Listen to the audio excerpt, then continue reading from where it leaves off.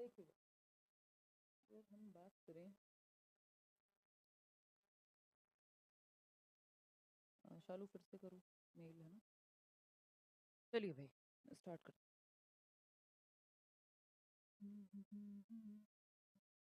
और बताओ कैसी चल रही है तैयारी, ये बताओ। राधे राधे मैम फ्रॉम बुंदेलखंड, देवेंद्र कह रहे हैं।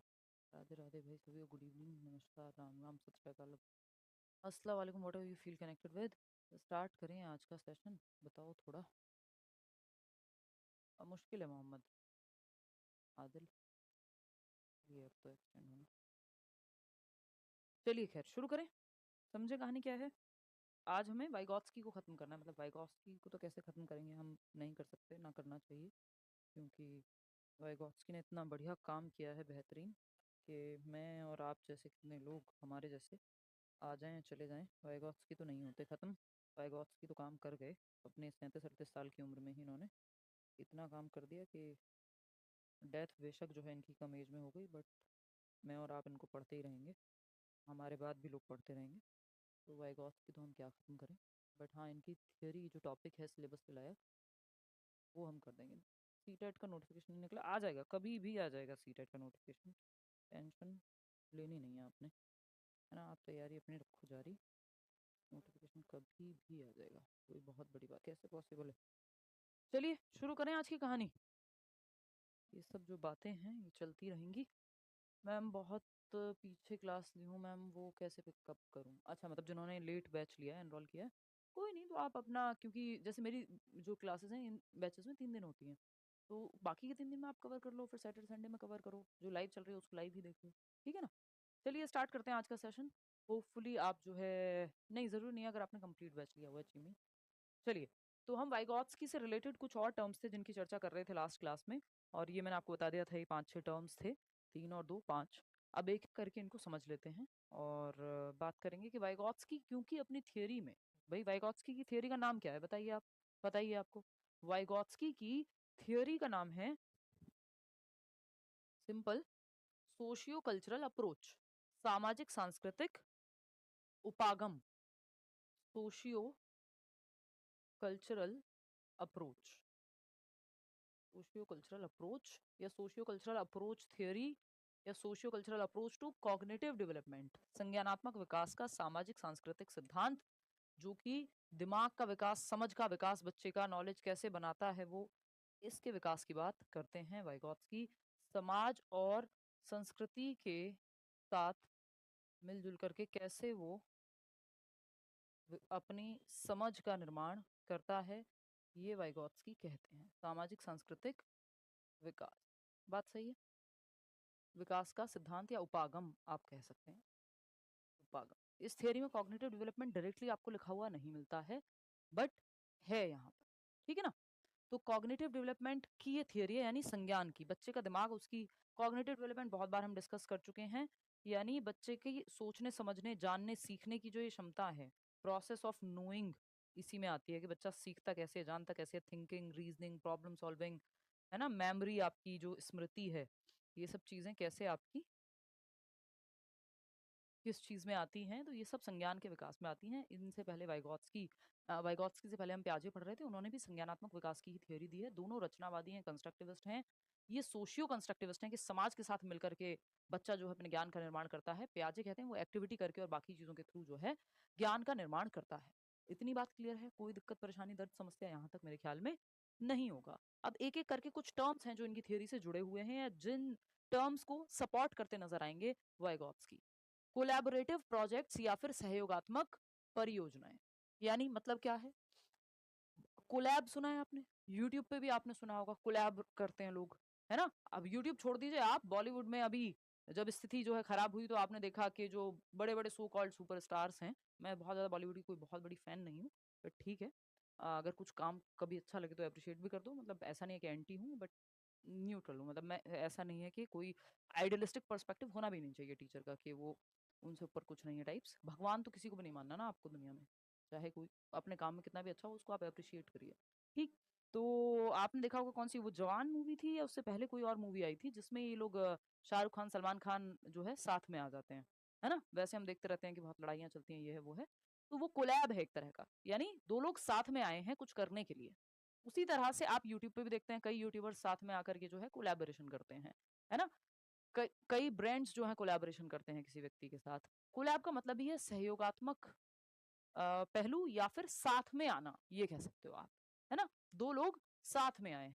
तो कोलैबोरेटिव प्रोजेक्ट में क्या है, 2 ज़रूरी नहीं है, ग्रुप भी हो सकता है यहाँ। मल्टीपल मान लीजिए 40 बच्चे हैं आपकी क्लास में, तो आप क्या करेंगे, जो 40 स्टूडेंट्स की क्लास है आपकी,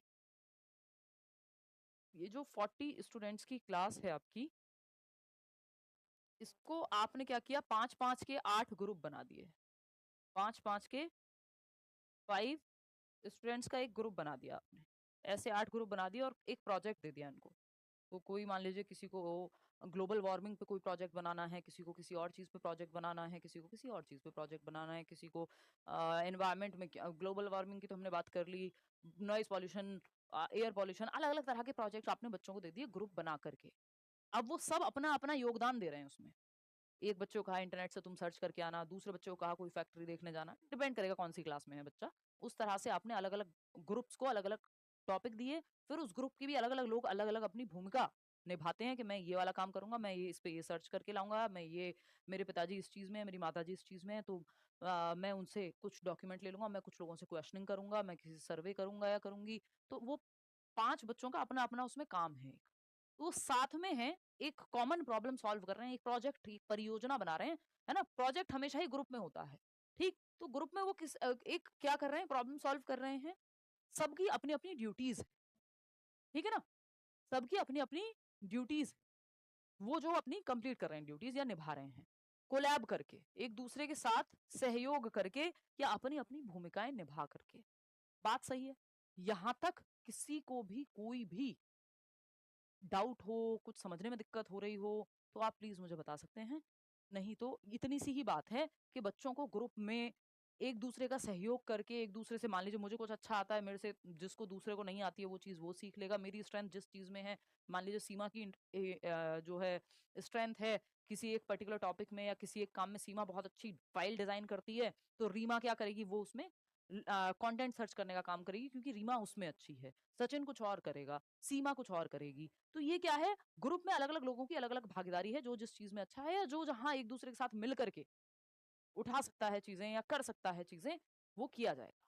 बात सही है या नहीं है? कोई दिक्कत, परेशानी, दर्द, समस्या इस बात को समझने में हो रही हो तो आप मुझे बतला सकते हैं, नहीं तो हम आगे बढ़ रहे हैं। कोलैबोरेटिव प्रोजेक्ट मतलब साथ में मिल कर के बच्चे जो है ग्रुप में कोई प्रोजेक्ट या परियोजना पे काम कर रहे हैं। इतनी बात क्लियर है? कोई दिक्कत, परेशानी? रेसिप्रोकल टीचिंग इसके बाद आता है। अच्छा, रेसिप्रोकल टीचिंग पे बाद में जाएँगे, पहले कोलैबोरेटिव के बाद हम कोऑपरेटिव लर्निंग पढ़ लेते हैं। क्योंकि इसमें मैंने आपको बताया भी था, वापस से आएँगे ऊपर, हमने डिस्कस किया था कि कोऑपरेटिव लर्निंग की भी बात करते हैं। जैसे कोलैबोरेटिव प्रोजेक्ट क्या है, बच्चे साथ में आए, सबने अपनी-अपनी भूमिका निभाई और एक प्रोजेक्ट, एक प्रॉब्लम को, एक परियोजना को कंप्लीट किया। है ना? एक परियोजना को कंप्लीट किया, ठीक है? ये आप बीच में जितने भी कमेंट एक्स्ट्रा करेंगे, मैं बिल्कुल भी उस पे ध्यान नहीं दूँगी, क्योंकि फिर हम ये टॉपिक से भटक जाते हैं। समझ रहे हो ना? लास्ट में पूछना आप जो पूछना है, टॉपिक से रिलेटेड कुछ है तो पूछ लो। इधर-उधर की बातें नहीं बीच में। मेरे बैच का ये हो जाएगा, फलाना ये कर देंगे, वैलिडिटी बढ़ जाएगी, ये हो जाएगा, सीटेट कब होगा? ये प्लीज़ क्लास के बीच में मत पूछो, है ना? समझो बात को। तो अगर हम कोलैबोरेटिव प्रोजेक्ट की बात करें, तो बच्चे साथ में आकर के कोई एक प्रोजेक्ट है जो उनको दिया गया है, उसको वो कंप्लीट कर रहे होंगे। कोऑपरेटिव लर्निंग को भी हिंदी में सहयोगात्मक अधिगम कह देते हैं। ये सहयोगात्मक परियोजना हो गई कि सब मिल करके या ग्रुप में लोग एक प्रोजेक्ट, एक समस्या है जिसको हल कर रहे हैं या एक काम है जो एक टास्क है उनको मिला है, उसको वो कर रहे हैं। ये कोलैबोरेटिव है। इसमें कोऑपरेशन भी शामिल होगा। ऐसा नहीं है ना कि एक दूसरे का सहयोग नहीं करेंगे। कोऑपरेशन भी क्या है? सहयोग ही है। सहयोगात्मक अधिगम है, यहाँ पे सपोर्ट जो है वो थोड़ा-सा ज़्यादा होता है। कोलैबोरेशन में इंडिपेंडेंस ज़्यादा होती है कि ये अपना काम करेगा, मैं अपना काम करूँगी, सब अपना-अपना काम करेंगे, अपनी-अपनी स्ट्रेंथ से काम करेंगे। कोऑपरेटिव बात सेम ही है, यहाँ भी ग्रुप में ही काम होगा, एक-दूसरे का सहयोग करके ही सीखेंगे। लेकिन यहाँ सहयोग के मामले में हेल्प ज़्यादा मिल जाती है। ये एक व्यक्ति दूसरे व्यक्ति को ज़्यादा मदद कर रहा होगा। ऐसा नहीं कि इंडिपेंडेंटली सब अपना-अपना रोल निभा रहे होंगे, वो तो होगा ही, लेकिन साथ में मदद यहाँ एक्स्ट्रा मिल रही होगी।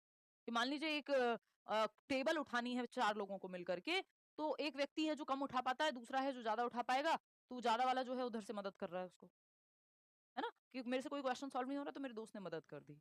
ये नहीं है कि मैं जिस फील्ड में अच्छा हूँ वो मैं करूँ, फिर दूसरा करे। कोलैबोरेटिव में थोड़ी-सी इंडिपेंडेंस ज़्यादा होती है, कोऑपरेटिव में हो रहे हैं दोनों चीजों में, कोऑपरेशन या सहयोग दोनों में शामिल है। कोऑपरेटिव में सहयोग की मात्रा ज्यादा होती है, कोलैबोरेटिव में इंडिपेंडेंट रूल्स ज्यादा होते हैं। बस इतना सा ही अंतर, कोई इसमें बहुत भारी बात नहीं है। दोनों का मतलब यहाँ पे यही है कि बच्चे ग्रुप में सीख रहे हैं एक दूसरे की मदद करके, सिंपल बात है, चाहे वो कोलैबोरेटिव हो चाहे वो कोऑपरेटिव हो। इतनी बात क्लियर है। बेसिकली वाइगॉट्स्की घुमा फिरा के बात यही करेंगे, बच्चों ग्रुप में सिखाओ, समूह में सिखाओ, 4-5 बच्चे मिलके सीखें, मिलके एक्टिविटी करें तो बहुत सारी सोशल स्किल्स सीखेंगे। सोशल स्किल्स क्या होती है? सामाजिक कौशल, या इन जनरल भी कौशल बच्चे सीखते हैं एक दूसरे से। मान लीजिए किसी को नाव बनानी बड़ी अच्छा आती है, दूसरा बच्चा उससे सीख लेगा। किसी के घर में कोई डिश बनती है, कोई खाना है जो पर्टिकुलरली कोई बच्चा है जो केरला से आया है उसी के यहाँ बनती है एक तरह से, एक बच्चा है जिसके घर पे दूसरी तरह की डिश बनती है, वो उसके उसको टेस्ट एक नया जानने को मिलेगा। तो एक दूसरे से बहुत कुछ नया हम सीखते हैं, बहुत सारे कौशल हम सीखते हैं। भाषा तक सीख जाते हैं एक दूसरे के बच्चे जब क्लासमेट्स होते हैं या दोस्त होते हैं। तो हम क्या है, एक दूसरे से बहुत कुछ सीखते हैं। ये बात जो है क्या है, वाइगॉत्स्की कहते हैं। टीचर का तो रोल है ही, टीचर तो मदद करेगा, टीचर और बच्चे दोनों एक्टिव हैं, जहां जरूरत पड़ेगी टीचर तो मदद करेगा, ये ग्रुप्स फॉर्म कराने में, उनको एक्टिविटी काम देने में, जहां जरूरत है वहां हेल्प करने में टीचर तो है ही। ऐसा नहीं ना बिना टीचर के काम चलेगा। आते हैं रेसिप्रोकल टीचिंग पे, तो ये कोलैबोरेटिव और कोऑपरेटिव, जिनको दोनों को हिंदी में सहयोगात्मक ही कहेंगे, थोड़ा सा ही अंतर है, कोई ज्यादा बड़ा अंतर है नहीं, दोनों में सहयोग हो रहा है। कोलैबोरेटिव में इंडिपेंडेंट रोल, कि सीमा जो बेस्ट जानती है वो करे, अपनी जिम्मेदारी बांट दी गई है। कोऑपरेटिव में जिम्मेदारी बंटने के बावजूद एक दूसरे की मदद ज्यादा कर सकते हैं। रेसिप्रोकल टीचिंग पे आते हैं। रेसिप्रोकल टीचिंग हम कहते हैं परस्पर शिक्षण। क्या कहते हैं? परस्पर शिक्षण। परस्पर शिक्षण क्या है, ये कोलैबोरेटिव प्रोजेक्ट पे हमने बात कर ली। आते हैं रेसिप्रोकल टीचिंग यानी परस्पर शिक्षण।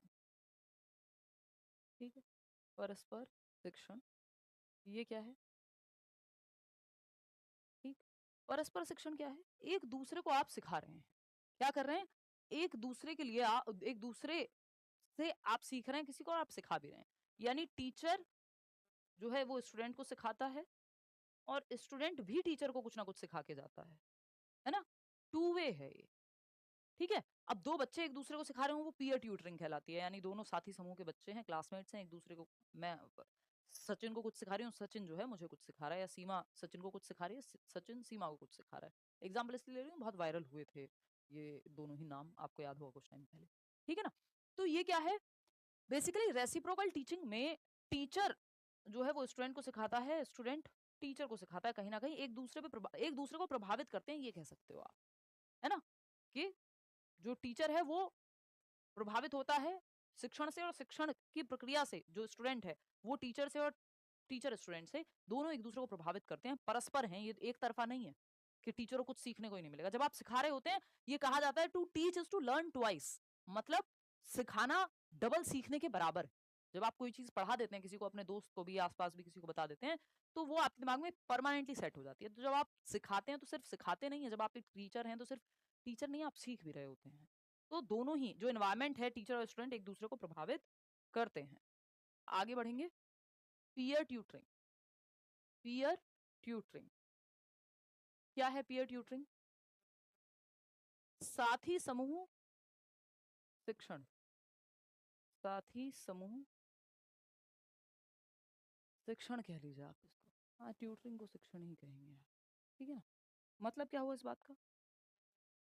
पीयर ट्यूटरिंग यानी ये एक बच्चा है जिसका नाम शोभित है, मान लेते हैं। ठीक है, बच्चा है जिसका नाम शोभित है, और दूसरा एक बच्चा है जिसका नाम, या बच्ची है फॉर दैट मैटर, ऐसे बना देते ना ये समझने के लिए, बाकी जरूरी नहीं है कि बच्ची जो है ऐसे ही कपड़े पहनेगी, है ना? तो ये एक बच्ची है, ये सोसाइटी ने कहा है लंबे बाल रखो इसलिए बना दिए हैं, नहीं तो वो बच्ची की मर्जी है, बट आपको जो है आसानी से समझ में आ जाए इसलिए। ठीक है ना? ये शोभिता है, क्या नाम है? शोभिता। ठीक है, हमने नाम रखा है शोभित और शोभिता। इतनी बात क्लियर है। अब ये जो शोभित और शोभिता हैं, ये जो शोभित और शोभिता हैं, अब शोभित को कोई कॉन्सेप्ट है, मान लीजिए नाउन का, वो बहुत अच्छे से आ रहा है, तो शोभित नाउन का कुछ कॉन्सेप्ट क्लियर कर रहा है शोभिता को। और शोभिता का इंग्लिश मैथ्स बहुत अच्छा है मान लीजिए, तो वो अलजेब्रा पढ़ा रही हैं या ए प्लस बी का होल स्क्वायर क्या होता है ये सिखा रही हैं शोभित को। तो शोभित पीयर ट्यूटरिंग यानी एक दूसरे को सिखा रहे हैं बच्चे कि आपके भी 4 दोस्त होंगे आस-पास जहाँ आप पढ़ते होंगे और वहाँ पे जाकर के आप क्या करते हैं, एक बच्चा है, एक दोस्त है आपका, मान लीजिए कोई भी किसी एक दोस्त का नाम लिख दो, तो आप उससे कुछ टॉपिक्स पढ़ लेते होंगे और वो आपसे कुछ पढ़ लेता होगा। एक दूसरे को जब सिखा रहे होते हैं बच्चे, तो वो पीयर ट्यूटरिंग है कि बच्चे आपस में एक दूसरे को कुछ सिखा रहे हैं। This is called peer tutoring यानी साथी समूह शिक्षण। इतनी बात क्लियर है? कोई दिक्कत, परेशानी, दर्द, समस्या यहाँ तक की बात को समझने में यदि हो रहा है तो आप मुझे कमेंट्स में बतला सकते हैं। हाँ, मोर देन एनफ हो जाएगा गुनगुन, बाकी अभी आएगा सिलेबस फाइनल जो है नए वाला। शोभित पतला रह गया, अरे क्या फर्क पड़ता है, कम खाना तो नहीं मिला, ऐसा तो नहीं हुआ है।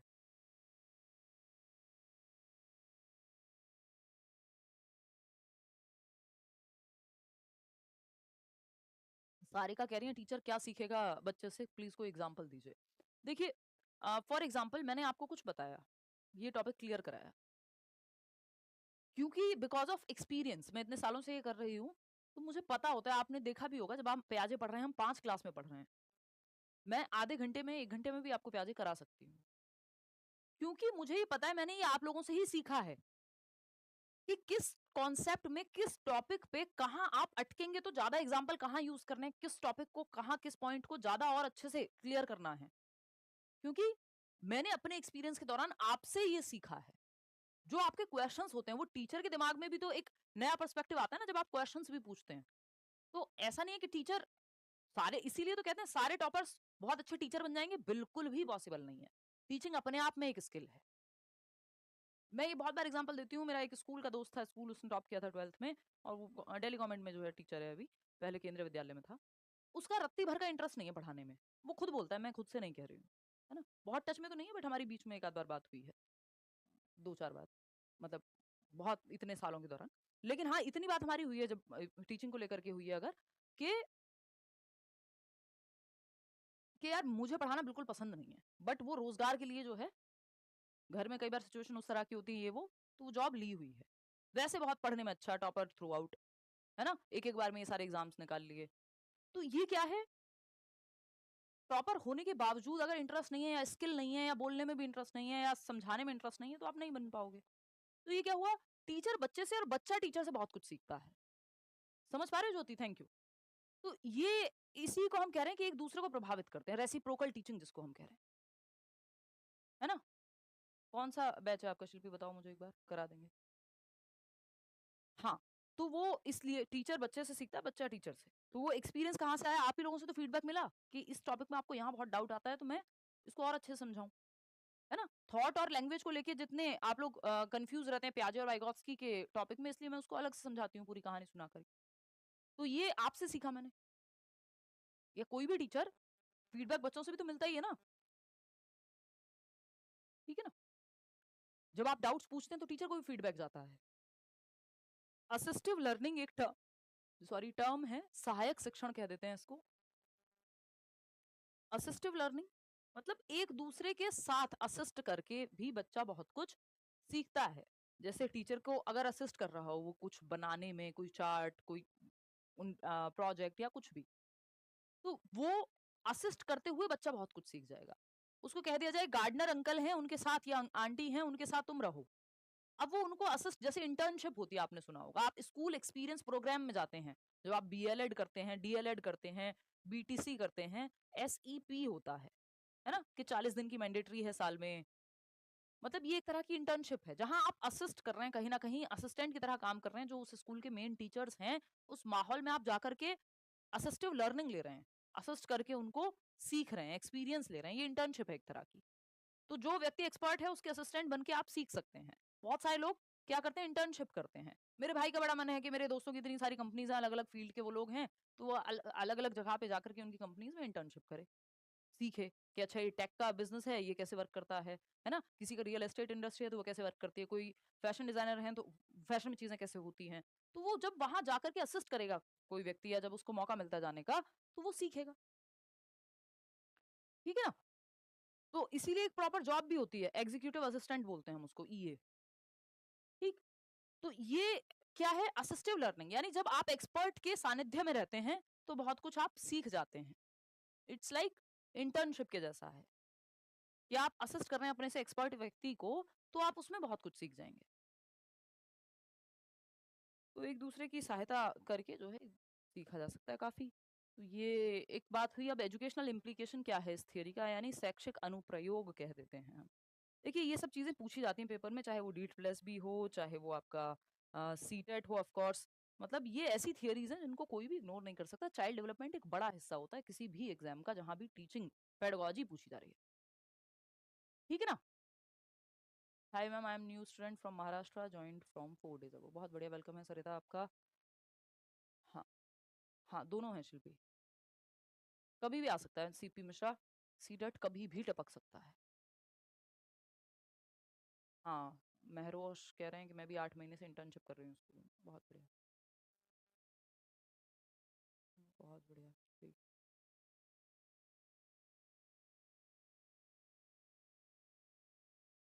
अच्छा कोई नहीं अंकित, दोबारा से उसको समझना थियरी को ना, कोलबर्ग। चलिए आते हैं, समझते हैं। तो अगर हम बात करते हैं, यार नोट्स आपको प्रॉपर मिल रहे हैं, बस प्रैक्टिस करो साथ में, और कोई ऐसा नहीं है कि बहुत भारी आपको कुछ लेना है।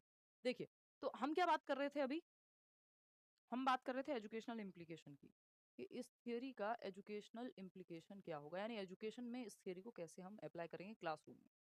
एजुकेशन या एजुकेशनल इम्प्लीकेशन, एजुकेशनल इम्प्लीकेशन क्या होगा इस थियरी का, ये हमसे पूछा जा रहा है। बात सही है। मतलब क्या हुआ, मतलब शैक्षिक अनुप्रयोग क्लासरूम में शिक्षा में कैसे हम इसको यूज करेंगे। शैक्षिक अनुप्रयोग, शैक्षिक अनुप्रयोग, ठीक है। अब ये कैसे वर्क करेगा। भाई आपने देखा कि बच्चों को आप ग्रुप में सिखा सकते हैं, इस थियरी ने आपको ये सिखाया है ना। सोशल लर्निंग की बात इसने की कि ग्रुप में आपको बहुत कुछ सिखाया जा सकता है, असिस्ट करके सीख सकते हैं, बच्चा कोऑपरेट करके सीख सकता है। सोसाइटी, लैंग्वेज, ये सब कितना महत्वपूर्ण है, ये सब पे बात की है ना। कि ये करंट इंटरेस्ट क्या है बच्चे का, किस टॉपिक पे, किस प्रोजेक्ट पे वो चाहेगा अपने इंटरेस्ट से कोलैबोरेट करना, ये सब चीजें। Suggesting that group members should have different levels of ability, so more advance. मतलब कुछ बच्चे ग्रुप में ऐसे होंगे जिनको कोई चीज बहुत अच्छे से आती है, कुछ ऐसे होंगे जिनको थोड़ी सी कम आती है, तो वो जो ज्यादा जानते हैं उनसे असिस्ट करके उन्हें या ग्रुप में एक दूसरे से चीजें सीख लेंगे। बात सही है।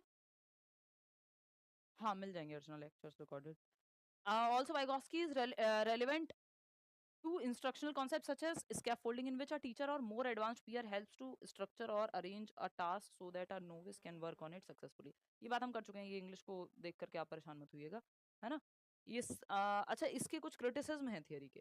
देखिए इसका एजुकेशनल इम्प्लीकेशन सिंपल है कि बच्चे कोऑपरेट करके सीख पाएंगे, मोर नॉलेजेबल अदर से सीख पाएंगे। अगर एक बच्चा है जिसको मैथ्स बहुत अच्छे से आता है, वो दूसरे को सिखा पाएगा, कोऑपरेटिव लर्निंग हो पाएगी क्लासरूम में, है ना।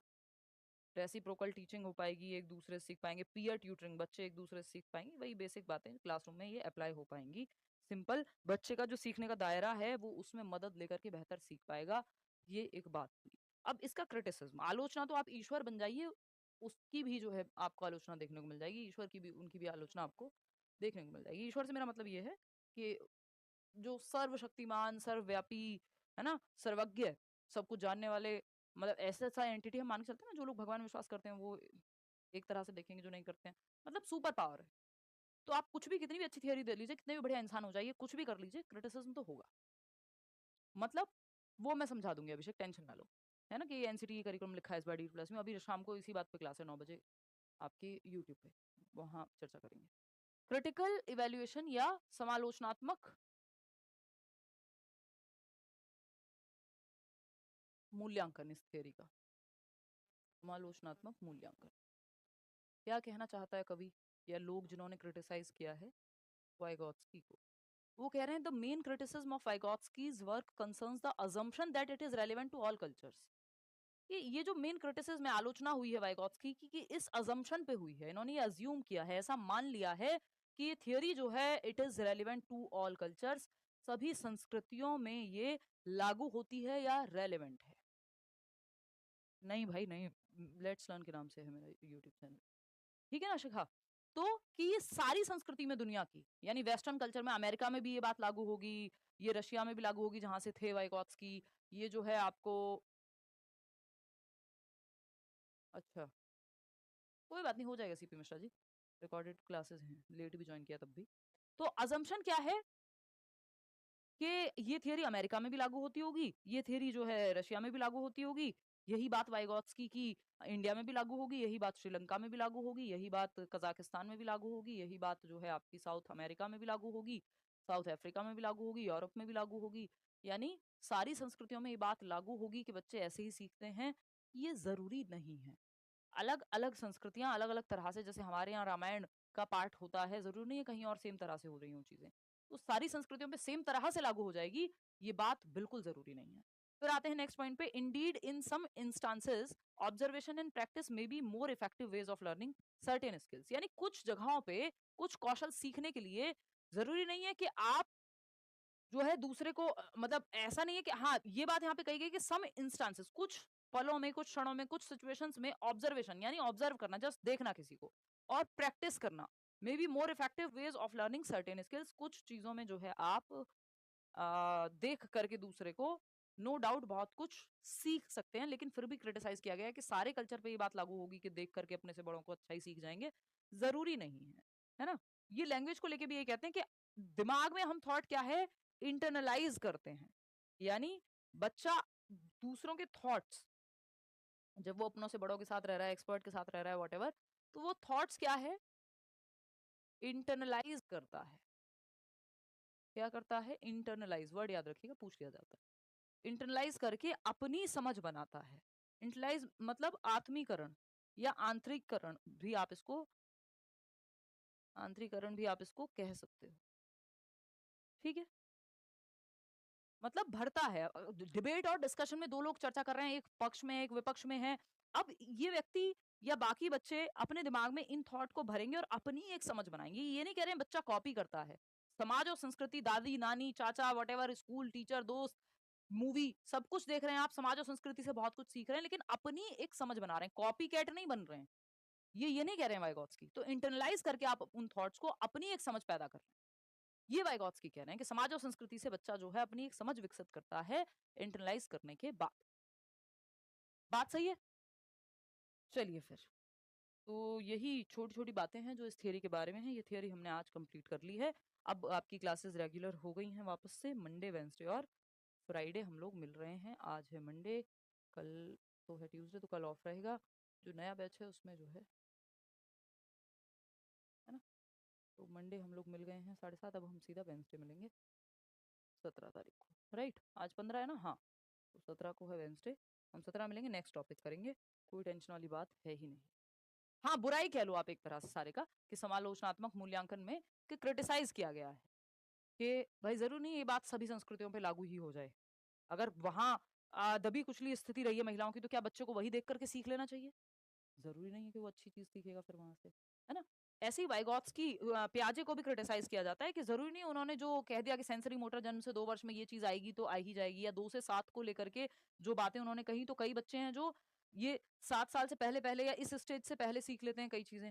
जैसे 7 से 11 में जो वो कॉन्क्रीट ऑपरेशनल में कह रहे हैं कि तब आएगी ये समझ, लेकिन कई बच्चे होंगे जो 2 से 7 में ही सीख जाएंगे। तो कहा जाता है कि प्याजे ने जो है प्री ऑपरेशनल स्टेज के बच्चों को जो है कम आंका है ना, कि कई बार उस एज से पहले बहुत सारी चीजें आ जाती हैं। तो वो ये उनका क्रिटिसिज्म है। तो क्रिटिसिज्म तो दुनिया में सबका ही है। ठीक है जी, चलिए फिर इतना ही रखते हैं। आज के लिए इतना ही समाप्ति करेंगे। थोड़ी क्लास आपकी ये जल्दी खत्म हो रही है क्योंकि ये टॉपिक इतना ही बचा हुआ था। अब मैं बीच में इसमें कोई और टॉपिक मर्ज करूंगी, मिक्स करूंगी, वो बहुत समझदारी की बात नहीं होगी। ठीक है ना? नहीं, कोई ज्यादा अभी अंतर नहीं है, अभिषेक अभी आएगा। ये डी प्लस वाले लोग परेशान ना हो, इस सिलेबस जो है अभी वो अपलोड करेंगे website. Pronounce my name one time, Shruti please ma'am. जी श्रुति हलदार। बता चुकी हूँ प्याजे और राइगॉत्स्की में डिफरेंस।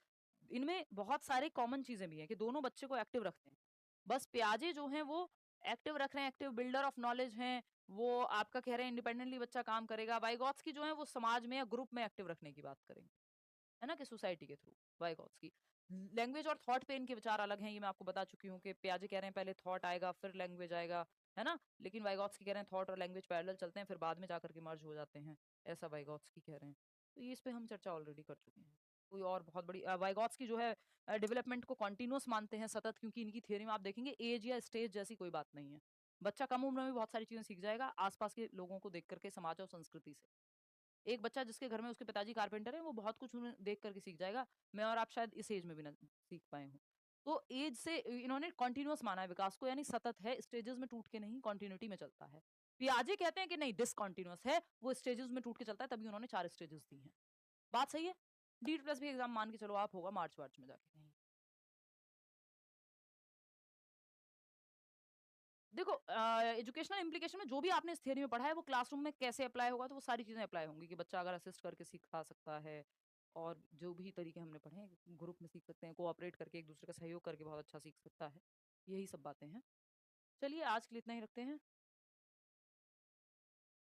हाँ, वो सब हो जाएगा यास्मीन, आपके बैचेस में, डोंट वरी। यूट्यूब पे कराऊंगी कराऊंगी प्रैक्टिस। चलिए, और कोई बात है आपके मन में? नहीं नहीं, जरूरत नहीं है, अगर आपने बना लिया अभिषेक तो नो। हाँ, इस अच्छा, बच्चों की स्टेजेस रह गई हैं, चलो वो करा देंगे, मैं डलवा देती हूँ वो अलग से, कोई बात नहीं। ये कोई पर्टिकुलर बैच है जो इस बार वो क्लास मर्ज हुई होगी, नहीं वो नहीं हो पाई होगी अपलोड, चेक करा लेती हूँ मैं, डोंट वरी। ठीक है ना?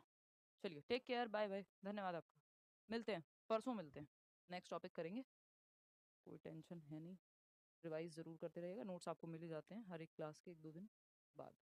नहीं, दिसंबर में नहीं है पीआरटी का एग्ज़ाम भाई, दिसंबर में सीटेट होगा जो नज़र आ रहा है हमें। नोटिफिकेशन देखो कभी भी आ सकता है। Take care, bye.